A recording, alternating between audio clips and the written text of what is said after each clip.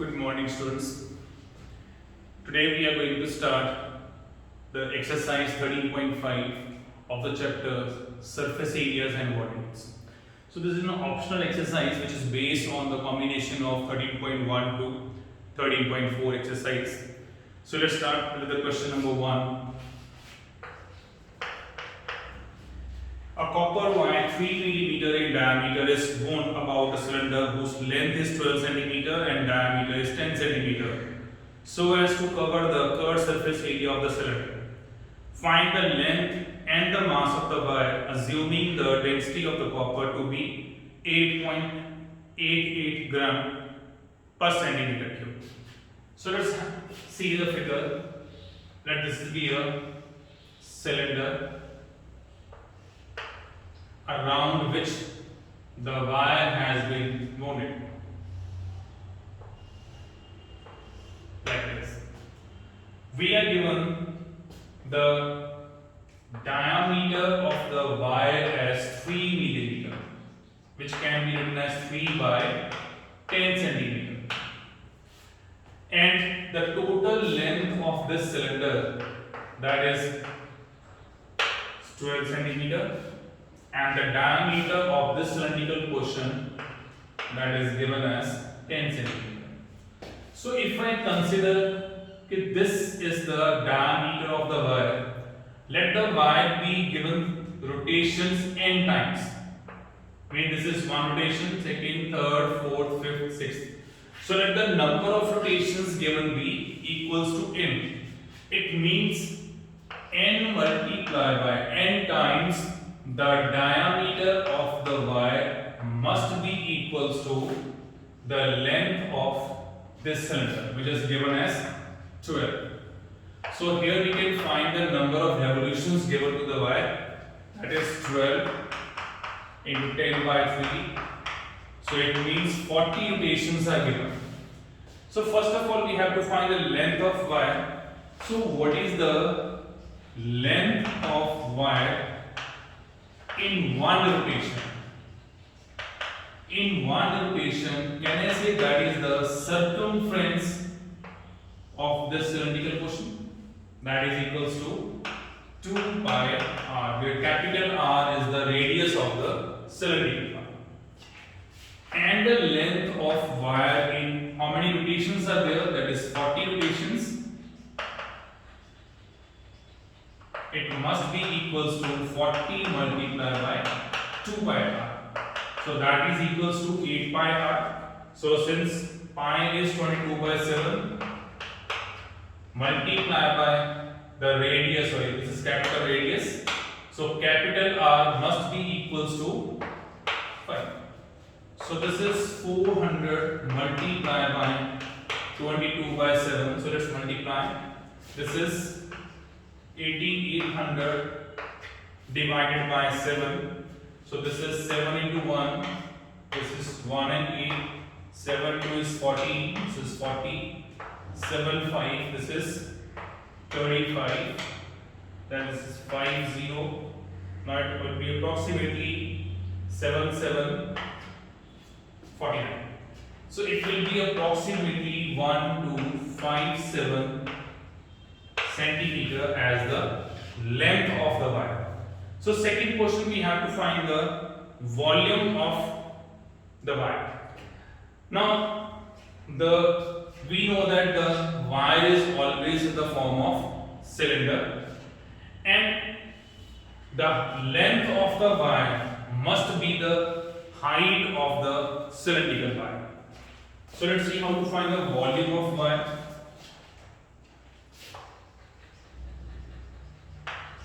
Volume of wire must be equals to pi r square h, where r is the radius of the cylindrical wire and h is the length of the wire, which is equals to 1257 centimeter.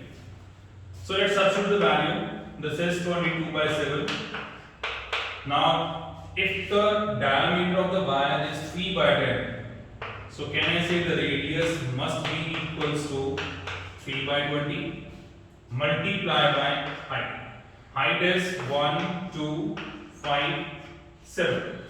So when we find this volume, it goes with, so let's multiply all these values. This is 1257 multiplied by 9, 63, 45 and 6, 51, 9 to the 18, this is 23, this is 11313, again multiply by 22. So this is 6, 2, 6, 2 and 2, 6, 2, 6, double 2. We get 6, 8, 8, 8, 4 and 2. And let's divide by 7, 4, 28, that is 280.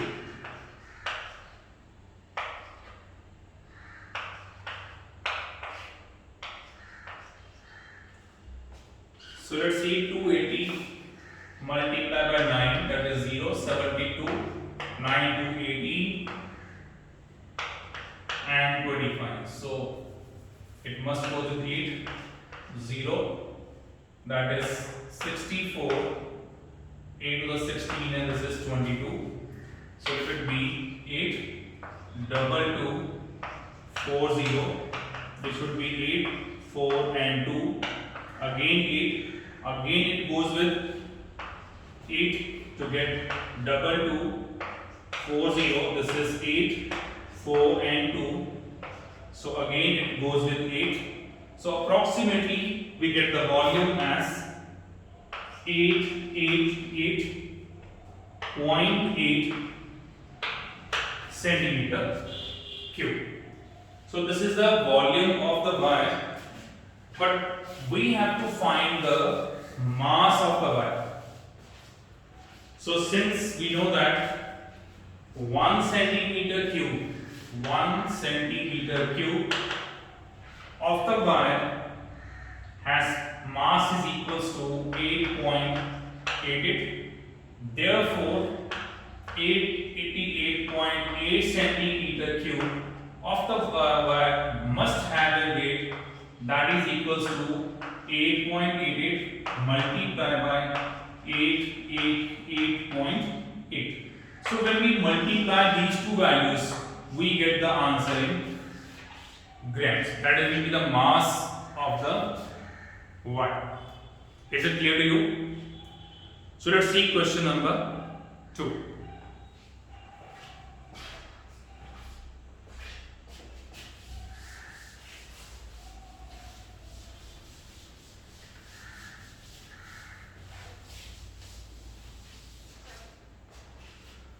Now question number 2 is a right triangle whose sides are 3 centimeter and 4 centimeter.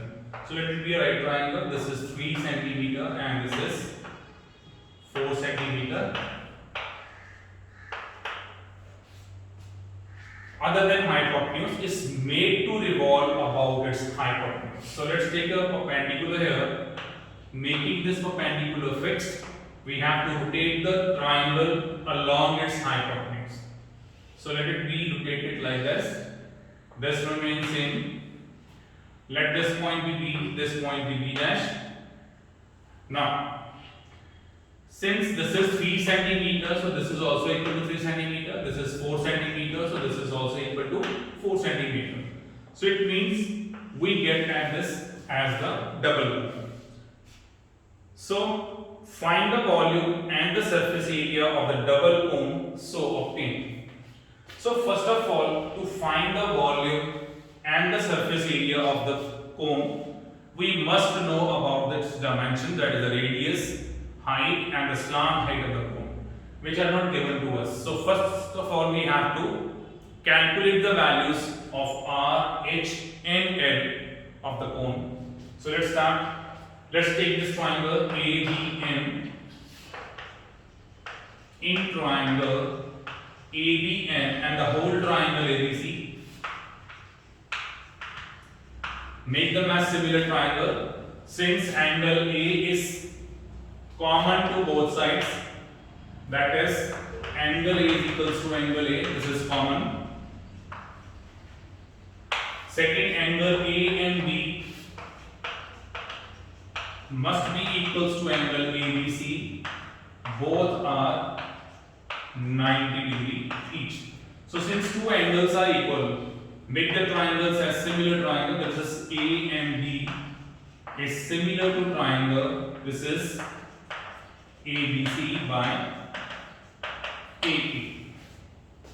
Now if two triangles are similar, can I say the sides are in proportion? So let's take the sides as proportion. AM upon AB, that is BM upon BC must be equals to AB upon AC. So let's substitute the value AM, which is not known to us, so keep it as such. AB we are given 3. Again BM is not known to us, but BC is given as 4. Again AB is equals to 3. So we can calculate this AC by Pythagoras. So when we apply this Pythagoras, we get AC square is equal to 3 square plus 4 square, which is equal to 25, or AC must be equals to 5 centimeters. So first of all, equate first and last. We get AM is equals to 9 by 5, and if I equate this and this, we get BM is equals to 12 by 5. So in this way we got AM as the height of this upper cone and BM as the common radius of both the cones. So let's find the volume of the combined cone. So volume of the solid, let the height of the first cone be h1 and the height of the second cone be h2. So volume of the first cone is 1 by 3 pi r square h1 and that of second be pi r square h2. Since 1 by 3 pi r square is common, because radius is a common radius, we get h1 plus h2. Now can I say h1 plus h2 is AC? So it means in place of h1 and h2, we can write this as 5 centimeter because we have recently calculated AC is equals to 5 centimeter. Now you can substitute the value since pi is not given, so you can take the pi as 22 by 7 or 3.14, whatever you like. Radius is BM. BM means 12 by 5. So multiply 2 times and this is 5. So in this way, so you can calculate the values. We get 22 multiplied by 12 in the numerator, multiplied by 4 divided by 35. So when we multiply all these values, we get 48 multiplied by 22, that is 9696, 615, 1056.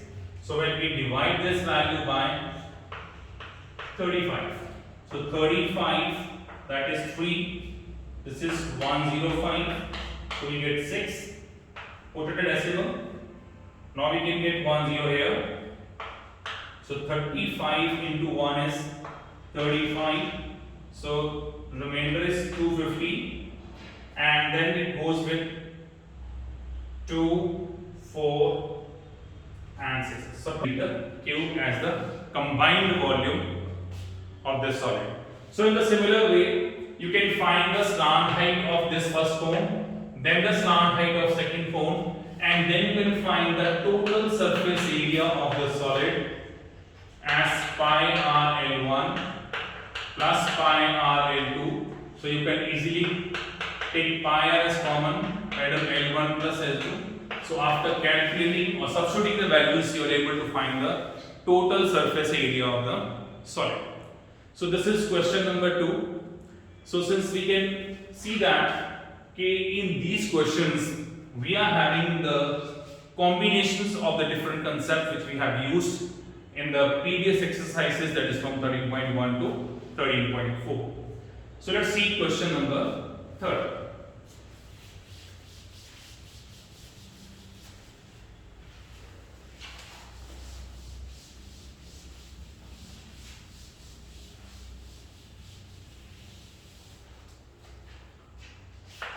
Now see what is question number third. Third sum is a system internally measuring 150 centimeter by 120 centimeter by 110 centimeter has 129600 centimeter cube of water in it. So first of all, we are having a system whose dimensions are given to you. This system already contains some amount of water whose volume is 129600 centimeter cube. So first of all, we have to find what is the total volume of the system. Now the question is, porous bricks are placed in the water until the cistern is full to the brim. Each brick absorbs 1/17 of its own volume of water. How many bricks can be put in without overflowing the water? Each brick is beam 22.5 centimeter by 7.5 centimeter by 6.5 centimeter as these dimensions. So it's clearly we have done Archimedes principle, and we have done so many questions in maths also based on Archimedes principle.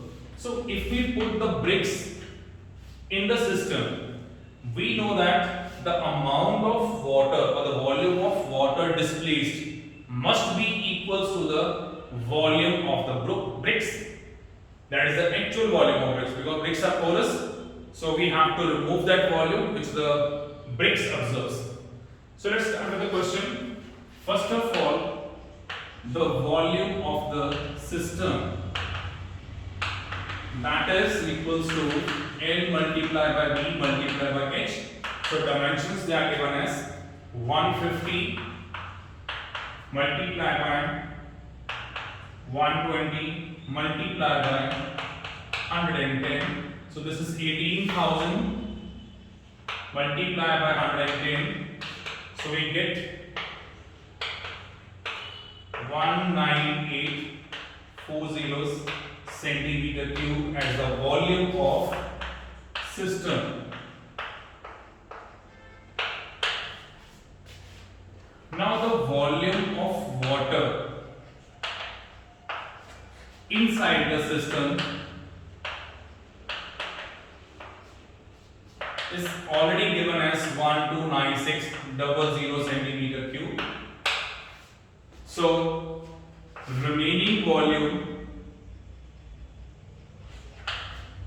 of system must be equal to, subtract this volume from this volume. So we get, this is 00691 and 2, that is 00405 8 and 1. So we get 1850400 centimeter cube as the remaining volume of the system. Means this much volume of the system which has been left empty. Now let's find the, if we put the bricks inside this, what is the volume of the water displaced? So volume of, let's take the volume of one brick, that is again equals to length multiplied by breadth multiplied by breadth multiplied by height. So let this volume is equals to V. Suppose we are having this volume is equals to V. What is the volume of water absorbed by one brick? That is equals to 1/17 the volume of the brick.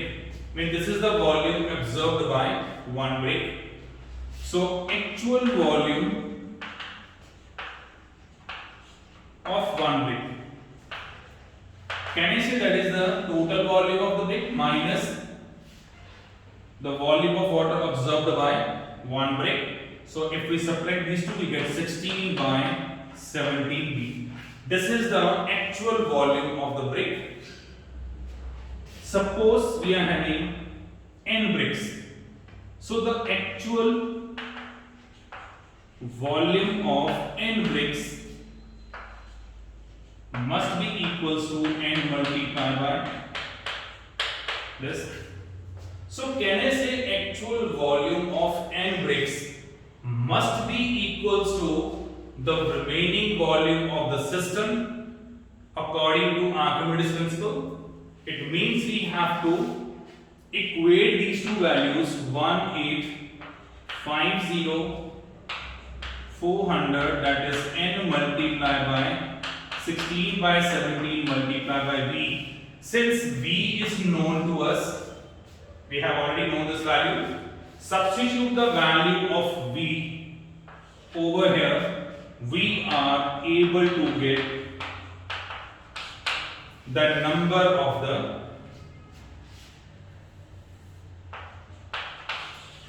bricks. So that will give you the approximate number of bricks by equating these two values. Is it clear to you? Now let's see question number 4, which is the last question of this exercise. Since 5th, 6th and 7th they are removed from the syllabus from this year. So let's see question number 4.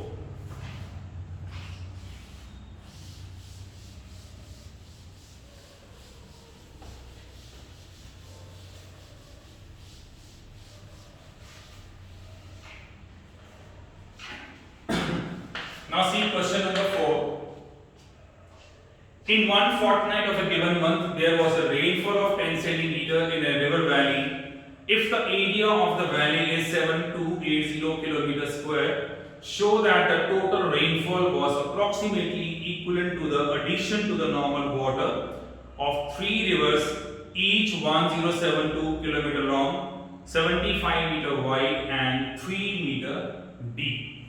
So actually the question is, we have to find the volume of the rainfall on the valley in one fortnight. And that volume, he would like to say, if we add the volume of 3 rivers in this amount of water which was collected in one fortnight due to rainfall, the amount of the rainfall on the valley, that is, will be undisturbed. Means the volume of the 3 rivers as compared to the volume of this rainfall is almost negligible.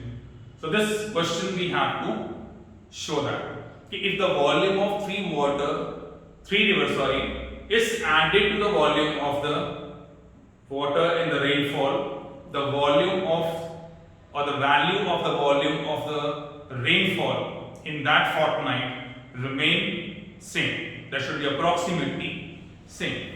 So let's find the volume of rainfall in the valley.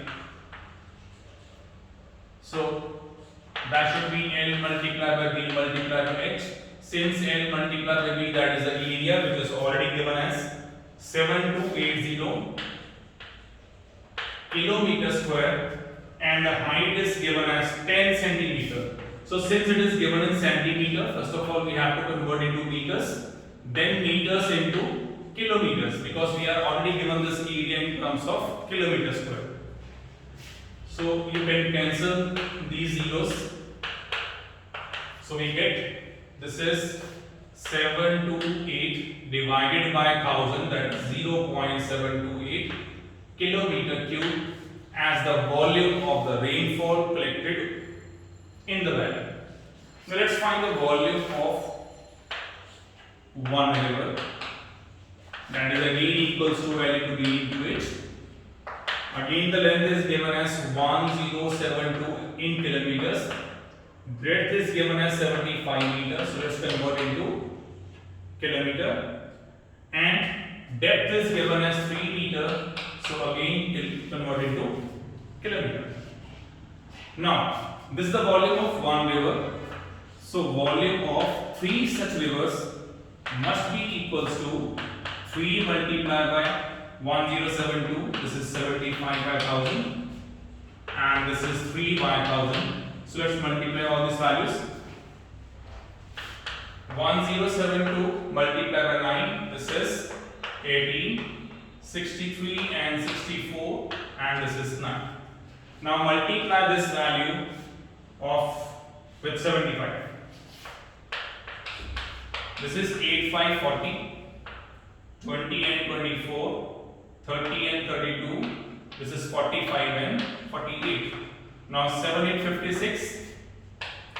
7, 4, 28. This is 33.